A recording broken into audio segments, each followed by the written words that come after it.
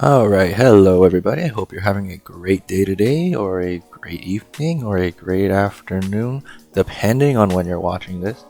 Welcome back to the channel. We are in the next gym battle for Pokemon Legendary Trials. Sorry, I could not put the words together, even though I'm looking at it. So for context, we are actually 6-0.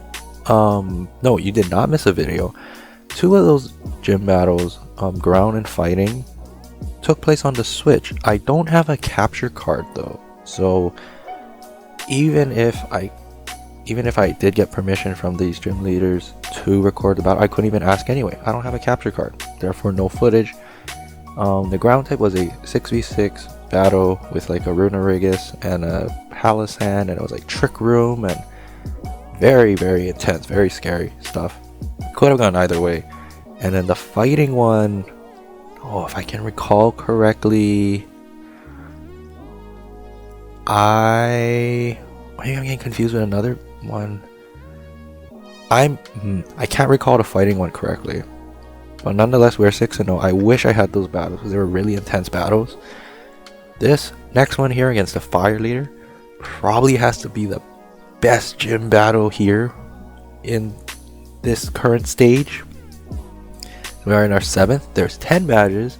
Can we get our 7th? Will our streak continue? Let's find out. So we're up against the fire gym leader.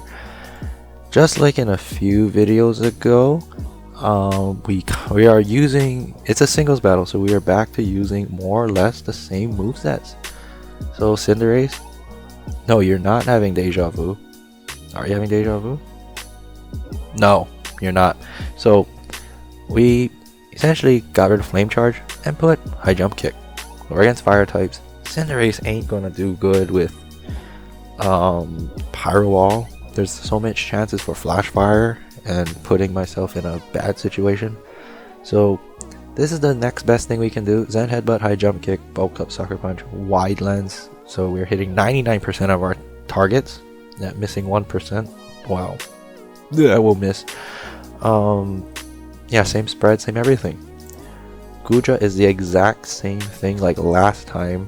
Assault Vest, Sap Zipper. Hydration wouldn't have done anything. What am I? I'm thinking I'm running Sap Zipper for those water types. So like Solar Beam would be common. For, speaking of which, my Gastrodon. So I think the tactic is like, okay, if I can predict the grass move, we'll go into Guja, get the Sap Zipper boosted. Earthquakes off, or surfs, depending on the situation, right? Gastrodon is more or less the same. The only difference is that we got rid of Ice Beam, put in Yawn just to force in more switches. The worst thing we can do is let a fire type set up and get swept, so Yawn is in there to force switches and prevent that from happening. So Guja and Gastro will be playing a very vital role in this battle. Rotom, Choice Scarf again, the exact same moveset.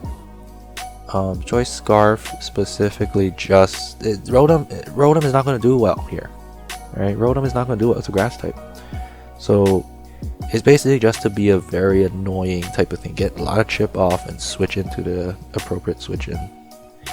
Mimikyu, Fairy ain't going to do well against fire types. Fire resist Fairy. Fire Fairy would have been really nice to see though. So essentially we got rid of Play Rough. We put in Drain Punch again for those Heatrans, Colossos. Am I missing anyone? Rock, Steel. There's no Fire Ice. Yeah, Heatran and Colossal. And Corviknight. Corviknight ain't gonna do well. So it's the exact same moveset. If anything, I am running Rocky Helmet just to get off as much recoil as possible from those Flare Blitzes, because Flare Blitz does recoil back to the opponent, plus Rocky Helmet. So it's basically, we're sending in Corviknight as a way to just take hits and kind of just faint, really. Corviknight ain't going to do much here. We are running Special Defense, so this was actually a mistake. So this is like the general moves, the general spread Showdown recommends. I did not switch it to Impish and Max Defense. So Will that bite us in the butt? We'll find out. Yeah, that's a very quick team builder. Everything's more or less the same from last time against Poison. So yeah, we will go into the gym battle. I am playing Rako Taco today. Very intimidating fire type team. Very intimidating. Again, this is a Dynamax league, so anything goes. And so, yeah, I'll shut up now. Let's just play. So, I send out Gastrodon, because why not? And there's an Arcanine on the field. So, let's see what we do here. Snarl to lower my special attack. Very good stuff. I yawn, because I'm thinking Toxic and forcing out switches. So I'll Scald here and teleport into the Colossal. I don't know if that was a misclick. The potential misclick there. Because if you were just going to send out Colossal anyway, you could have just switched it in. Yes, it's quad effective, but then you would have gotten your Steam Engine, I think. Or would you have died? I don't know. Gastro doesn't. I mean, Gastro hits hard, but it's not like the most hard hitting thing. It's more of a wall. I don't know. Maybe I'm thinking of it wrong. Maybe I'm underestimating Gastrodon. So Dynamax comes out. I Earth powered instead. And let me see. Here's the dialogue that pops up. Wait for it. Wait for it. Wait for it. So, oh, it's not. It'll pop up soon. But essentially, what happened is I didn't Scald because Steam Engine in a Dynamax state here, Colossal will be at +6 plus weakness policy, and I would have gotten swept. I know that going in because not that it happened, but I mean it did happen. But I don't think it was weakness policy. It was Life Orb. So quite scary stuff. Colossal hits relatively hard as well when it can get going. And so you could argue here, oh yeah, max overgrowth. You could have switched into Guja. And you know what? To that I say, you're right. That's a mistake on my part. Yeah, that's a mistake on my part there. Send out Guja now. So as you can see right here, hoping you would go for water move. Go for that once, never again. Yeah, I think the Colossal was Life Orb and not weakness policy though.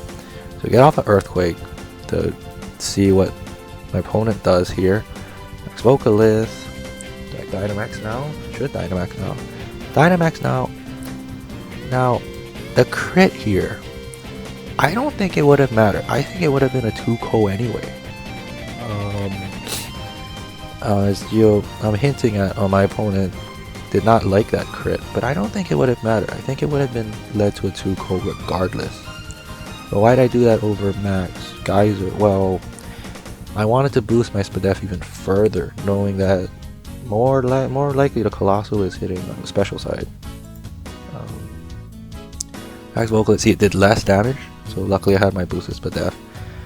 So now I'll get the Max Geyser off, set up the rain. And Guja right now is looking really good right now. So Arcanine comes out. We will Will-O-Wisp. That's not going to matter because I have Surf. And that will be end of Arcanine. We got rid of 2. We are coming back. Momentum is on my opponent's side still. I've done Manatan. U-turn. So sends out the Rotom Heat. I get Switch Initiative into Mimikyu. Now I Swords Dance. Or Volt Switch. I thought my opponent would go for Willow. I don't know if that's a mistake. Maybe my opponent doesn't have Willow. He just wanted to switch initiative. I don't know, but I Swords Dance. And what do you send out next? Blaziken is dragged out. So I Shadow Claw to get a big amount of damage off. Blaze Kick missed. Now, we are in the rain, but we did get lucky because Blaze Kick is one of those moves that has a high chance to crit. If it crit, regardless if it's in the rain, Mimikyu would have gone down and we would have been in a very terrible situation. So we got lucky there. But I make a mistake regardless. Because I should have just Shadow Sneak. We have Shadow Sneak. Look at that. It's right here. Shadow Sneak. But we didn't click Shadow Sneak. So we got lucky on that too. Luckily it didn't crit. And I thought Mimikyu would have died, to be honest. Because it's a Blaziken for crying out loud, but No, we survived. Thankfully, we survived. I should just Shadow Sneak. What a mistake. What did I go for? Drain Punch. Why? Why? Shadow Sneak. Shadow Sneak. Shadow Sneak. Shadow Sneak. Here comes Cinderace. So Shadow Sneak could get a big chunk of damage off. Pyro Ball. Knockout. So yeah, now we are not in a good situation. We lost our walls, and we lost one of our main attackers, and all we have left as a main attacker is Cinderace, Rotom, and Corviknight. So can we pull this off? We have Rotom, we have the Scarf, so we're gonna get Volt Switch, get some chip off, go on to our own Cinderace, resist the Power Ball. We both click Sucker Punch here. Why? I have evidence of that. Or yeah, that's at the end. We both click Sucker Punch because I think at either range, one of us would have died. So could the battle have been won here? Perhaps. Perhaps that was a game-changing turn right here. So our Sucker Punch goes off, and we get rid of the Cinderace. Oh, what happened here? Oh yeah, Sucker Punch. Get rid of my opponent's Cinderace. Our Manatan is here, probably going for like U-turn or something. U-turn, yes. Get the Rocky Helmet. We switch out in. No, we don't. We just tank the hit. Wow, we actually tanked the hit. So as you can see, running Max Spadef actually helped us here, because if we did max defense, I'm pretty sure Corviknight would have gone down. With that -2 on the Rotom, we roosted up. And I believe you're going for Volt Switch now to get out.